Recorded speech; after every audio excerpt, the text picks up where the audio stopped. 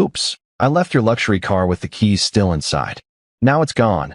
My sister said after I refused to cover the $18,000 wedding expenses. My mother added, "You're not poor. You can buy a new one." I wasn't nervous. That night, I updated the access to the family accounts and restricted her access to shared cards. But at 7:59 a.m., she received an unexpected message. "My name is Aaron. I'm 30. The older brother, the family problem solver who knows where the spare keys are and which bill is due on the 15th versus the 28th. I work in operations at a mid-sized logistics company. And on the side, I keep the books for my parents' small supply shop because you're good with numbers, son. I live in a one-bedroom apartment with a second-hand couch, a rice cooker that never quits, and a whiteboard on the fridge where I write down what I owe, what I'm owed, and what I'm done doing for free. In my family, roles were assigned early. My sister, Nora, is the sensitive one, the golden one, the one whose feelings are considered a high-risk asset that must be protected at any cost. My mother, Lena, says it like a diagnosis. Nora feels too much. My father, Stuart, says it with a sigh. Your sister can't handle stress. And me? Aaron's independent. They say a label that sounds like praise until you watch how it's used as a crowbar to pry you into every crisis. We grew up above the shop. Ink and cardboard in the air. A bell that dinged every time someone pushed the door. I learned early that inventory doesn't lie. You either have 15 boxes of gloves, or you don't. Numbers keep you honest. Feelings in my house. Feelings decide who eats the last slice of cake and who pays for it. On the Thursday, everything shifted. I got a text from Nora. "Can you come by? Mom wants to talk wedding budgets." I had just worked a 10-hour shift. I still went. Habit. At the table, there was chamomile tea for Nora, black coffee for my mother, a legal pad in front of me. My father hovered but didn't sit. Nora showed me a vendor folder, flowers, venue, photographer, live streaming trio, a ceremony arch that looked like it cost as much as a used car. My job apparently was to smile and say, "Sure, I'll cover it the way I have with too many temporary expenses." Nora cleared her throat. "It's not the whole wedding, just the ceremony package. 18,000. The reception we've got covered. 18,000. I repeated. I wrote the number on my pad, even though I didn't need to. "Why me?" "Because you're doing well. Mom said you have savings, and your sister has had a hard year. We wanted to be special. I'll give you a gift." I said, "I'm not paying the package." Nora blinked fast, then slower. She looked at Mom. Mom looked at Dad. Dad looked at the floor. Nora said, "So you're saying no?" "I'm saying no." She smiled like it hurt. "Okay." We ate in a silence that didn't crack. I took my plate to the sink. I told them I had to get up early. Down on the street, I reached my car, my one expensive thing. A 6-year-old luxury sedan I bought used after 5 years of saving and 3 years of walking. The back left tire had a smear of mud that wasn't there this morning. My door handle was sticky with something sweet. I wiped it off with a napkin from the glove box and thought nothing. The next night after work, I was back at the shop to drop off a box of toner. Nora was there leaning on the counter like a cat in a warm window. She lifted her phone, took a photo of me, laughed at something on the screen. "Hey," I said. "Hey," she echoed. She twirled Dad's key ring around her finger. "Oh, speaking of keys, funny story." "What story?" "I took your car at lunch.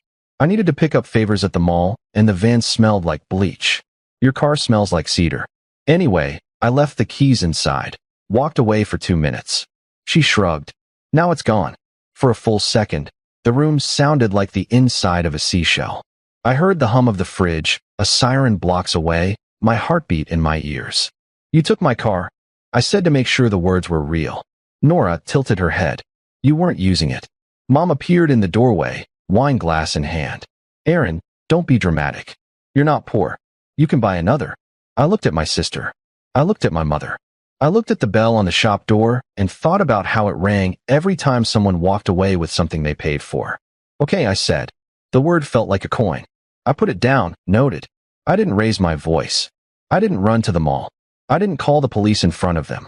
I stood there, nodded, and stacked a fresh ream of paper on the counter. The trigger had been pulled. I just didn't react the way they expected. This didn't start with the car. It started when we were 6 and 8. If Nora got a B+, we went for ice cream. If I got an A, Dad asked, couldn't it be A+? If Nora forgot her lunch, The whole shop shut down so Mom could drive it to school. If I forgot mine, Mom said, use your brain. Borrow $1 from the office jar. Rolls. They sink into you like ink. At 13, I got my first job sweeping the shop floor for $5 an hour. At 14, I learned to reconcile the till because you're good with numbers, son.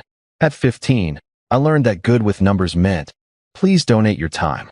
I adjusted inventory, stayed late, helped Dad write polite emails to suppliers he owed, made lists, made budgets, made magic out of thin margins. When Nora turned 16, she got a used convertible for confidence. The plate frame said, Princess, I got a congratulations. You're legal to work nights now speech. When she dented the car backing into a sign, Mom cried and said, this is why she's so sensitive. The world is hard on her.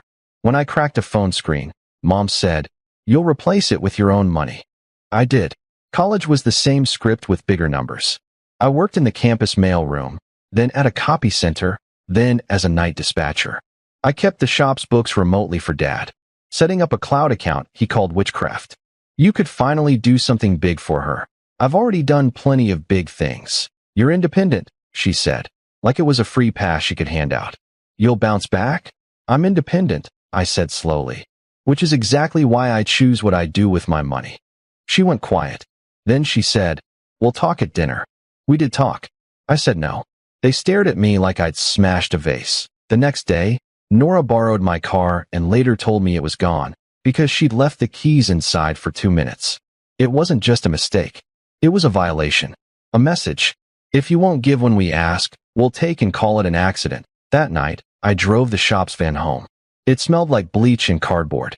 On the passenger seat, I set a yellow legal pad and wrote 4 lines. I'm not a lender of last resort, that I'm not your guarantor, I'm not your punching bag when life is hard, that I'm your brother, not your bank. That I stared at those words like they were a lock. I realized I'd been turning that key for years without ever closing the door. The big scene wasn't cinematic.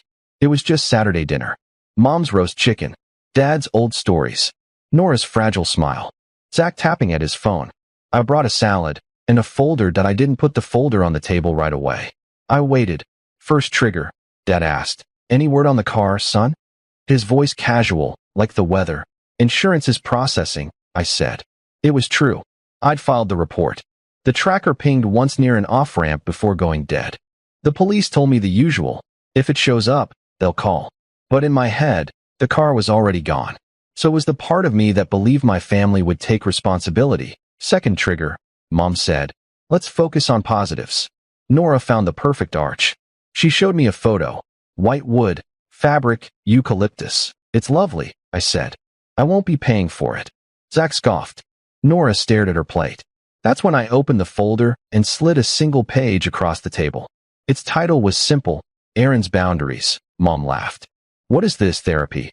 I am in therapy, I said. It's helping. You're serious? Dad asked. I read, because I knew my family's pattern. If it sounded like feelings, they'd argue. If it was a list, they'd pause. Number 1, I will not pay for Nora's wedding ceremony package. I'll give a gift within my means. That decision is final. Aaron, Mom started. I raised a hand. Number 2, I will not loan money for late fees, impulse buys, or emergencies caused by ignoring budgets. I'll help plan, but I won't subsidize poor planning. This is humiliating, Nora whispered. It's clarifying, I said. Number 3, I will not allow my property to be used without permission. That includes my car. If it happens again, I call the police from the very table we're sitting at. Threats, Dad muttered. Boundaries, I replied. Number 4, if I keep doing the shop's books, it becomes formal. Contract, rate, payment. We'll make it up to you. You're independent, Dad said. No. A rate. Mom's face tightened. Family doesn't charge family. Family doesn't steal cars, I said, my voice steady. Number 5, when I say no, it means no. Not convince me. Not guilt me. Not wear me down. Just no. Zach finally set his phone down. You know, he said, you've always been a little rigid. And you've always been a little unemployed. I shot back before I could stop myself. He flinched. Nora glared. But the room went quiet. You're hurting your sister, Mom said softly. I'm not punishing her, I replied. I'm refusing to sacrifice myself for her mistakes. This isn't revenge. It's closure. I'm closing the account you've treated like bottomless. Dad shoved his chair back. You talk like a banker. I talk like someone who pays his bills. He pointed at the folder. Tear it up. I won't, I said. But I'll leave if this gets ugly. Leave then. Mom snapped. I stood. Nora panicked. Aaron, wait. The car? I was mad you said no. I know. That's the problem.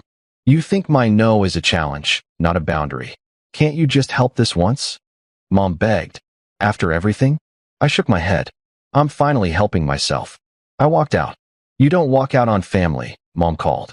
I'm not walking out. I'm walking away from being used. I took the bus home, cooked rice and eggs, and then checked the shop accounts. Nora's name was on 2, Zach's on 1.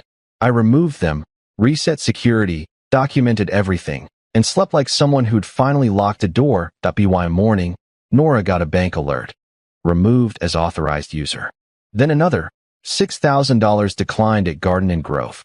Their venue threatened to cancel. The call started. I ignored 10. On the 11th, I picked up. There's been a misunderstanding, Mom said. No, there hasn't, I said. You humiliated me, Nora cried. Good. Now Zach knows the budget is real. You're ruining my wedding. I'm refusing to finance a fantasy.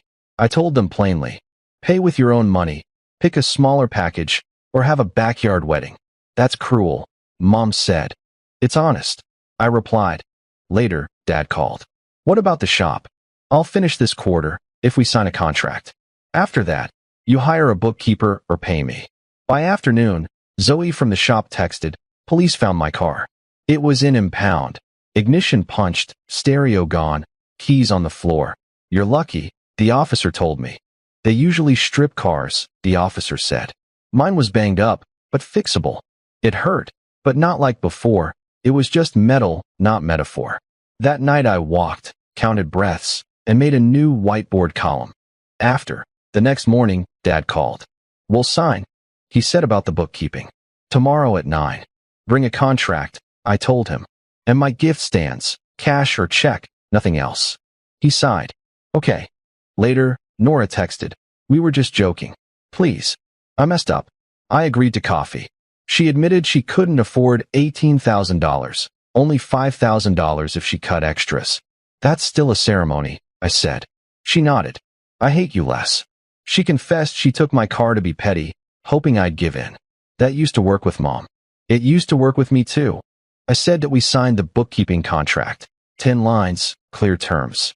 Mom called it silly. Dad's hand shook. I didn't feel triumphant. I felt clean. The wedding shrank into something real. Backyard, silk flowers, solar lights, a playlist. My gift was chairs and appetizers. Nora hugged me once, quick. No tears. Over time, I stopped seeing it as what Nora did and started seeing it as what I allowed without boundaries. That shift kept the bitterness out of my mouth. A month later, Mom gave me cake with my name on it. I used to excuse things by saying Nora's sensitive. I'm trying to stop. Okay, I said and ate. It tasted like cake, not apology. Dad pulled me aside. You saved the shop. You deserve to be paid. And I shouldn't have asked about the ceremony like it was normal. It was normal, I said. Now it isn't. Nora texts less. When she does, it's can I ask, not fix this. Sometimes I say yes, sometimes no. Sometimes I don't answer at all. That I wrote a new list. I won't fund disguised emergencies. That I won't be guilt into gifts. That I won't be the punchline and the wallet. That I will charge for my work. That I will say no and let it stand. That I will love without doing the homework. That IT looks simple. It isn't. Some days the old script scratches at the door. But I breathe, look at the board, and hold my line. Family isn't a subscription you auto-renew with your boundaries off. Love needs a spine. My no isn't a weapon. It's a doorstop. This wasn't revenge. It was closure. I closed accounts that never should have been open. I closed a loop where independence meant carrying everyone else's choices. My name is Aaron. I'm still the brother who knows where the spare keys are. I just keep mine in my own pocket now. I'm still good with numbers. I'm better with limits. And if you want to know if a boundary works, check the ledger in your chest.